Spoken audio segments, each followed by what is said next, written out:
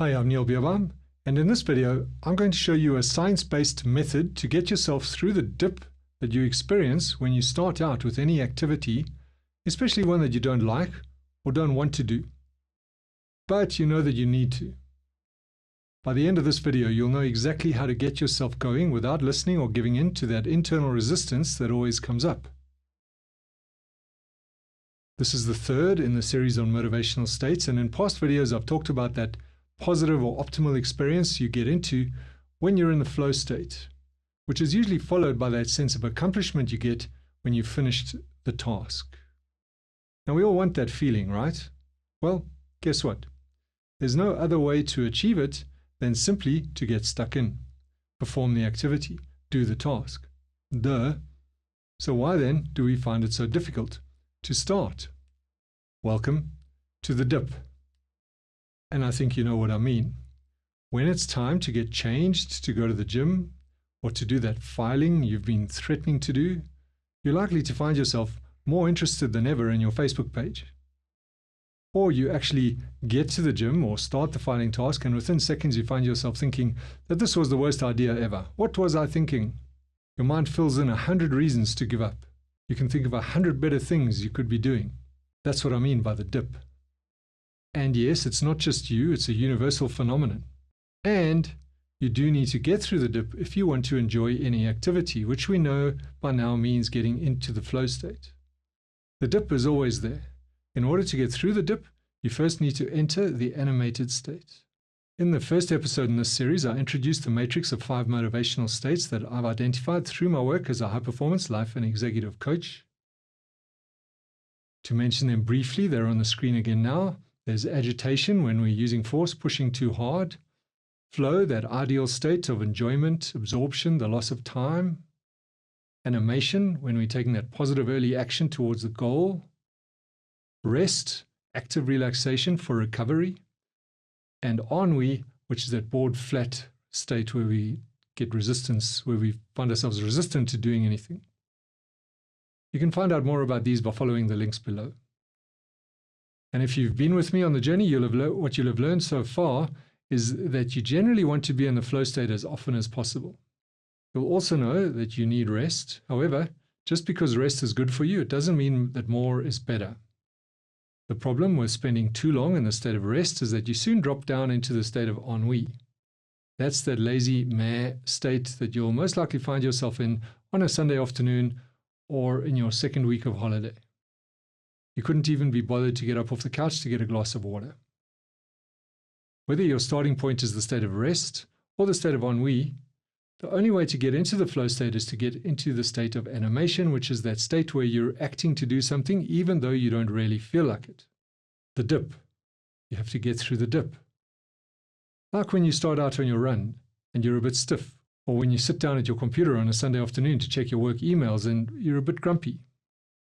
And that's the thing. You seldom feel like it. There's always the dip. Now, there are 2 ways that the state of animation can be activated. First is by external factors. A deadline is looming and you've finally run out of time to procrastinate any longer. Or your boss or spouse is on their way and you'd better do that thing you agreed to. Or if it's going to gym, your personal trainer is waiting for you, you'd better go. In fact, that's why many people hire a personal trainer, so that they feel the obligation to go and so that they'll be pushed to actually exercise when they get there. The second way that the state of animation can be activated is by conscious choice. A decision that stands on nothing more than your own commitment to act.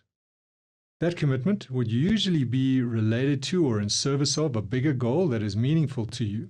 For example, you need to study to learn a new software program because you want to find yourself a better job. Now you need to sit down on a Sunday afternoon and get started. The task of learning may not be that interesting or something you would randomly choose, but getting a better job is a meaningful goal, and that creates the context which then incentivizes you and gives you the reason to take the decision and get into action.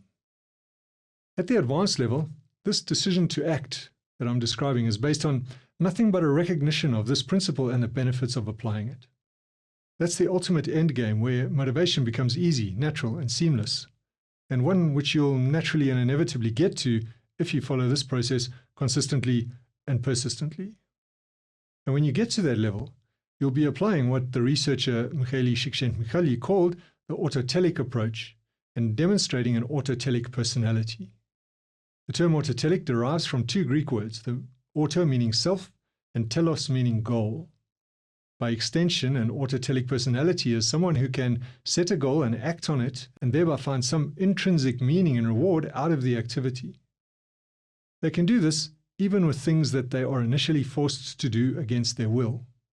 These are the people who are able to turn harrowing conditions like being in a prisoner of war camp into a manageable, meaningful, and sometimes even enjoyable, believe it or not, struggle, whereas most others would just give up. Csikszentmihalyi gives examples of this personality in action in his book, and Viktor Frankl pointed to it in his book, Man's Search for Meaning. Now let's get practical. We've seen that getting from ennui and even from rest into the animated state is always a bit of a slog. There's always the dip, that phase when you want to opt out. Your feelings and your excuses get louder. And that's the clue of how to deal with them. Ask yourself, if you don't do the activity that you know you should, or which you have previously committed to, what's the impact likely to be in an hour's time when you would have been finished? Will you suddenly be feeling energized while still lying here on the couch? Or will you most likely have slipped deeper into ennui and be feeling even less energized, perhaps with some guilt thrown in too? You know the answer. You know that your feelings seldom lead you to an action that will dispel those very feelings. No. As we saw in the previous episode of the series, your feelings are little tyrants who do not want to be let go of. Listening to them becomes a self-reinforcing downward spiral. And yes, it's true that sometimes you do need extra rest and you should listen to your body and take that rest. However, more often, it's the cycle that I've just described that is playing out. You have to be very aware and very honest with yourself. So, what's the answer? Take these 3 steps. First, connect to your goal and recognize that there's no other way to achieve it. And if you don't have a bigger goal that the activity points towards, then perhaps you ought to create one. Second, make the decision to act. And third, surrender to that decision. Surrender is an important term. Surrender is different from force. You can force yourself, and if you're younger or more aggressive in your approach to life, then force might work for you for a while. An alternative is to surrender to the decision. Surrender means to give up resistance, to kind of slide underneath or slip past the arguments against doing the activity right now and just let your body start doing it. Or as I like to say, just find yourself doing it. Don't waste your energy on resistance. If you need to, keep reminding yourself of how you're going to feel when you've gotten through the dip versus how you would feel if you didn't.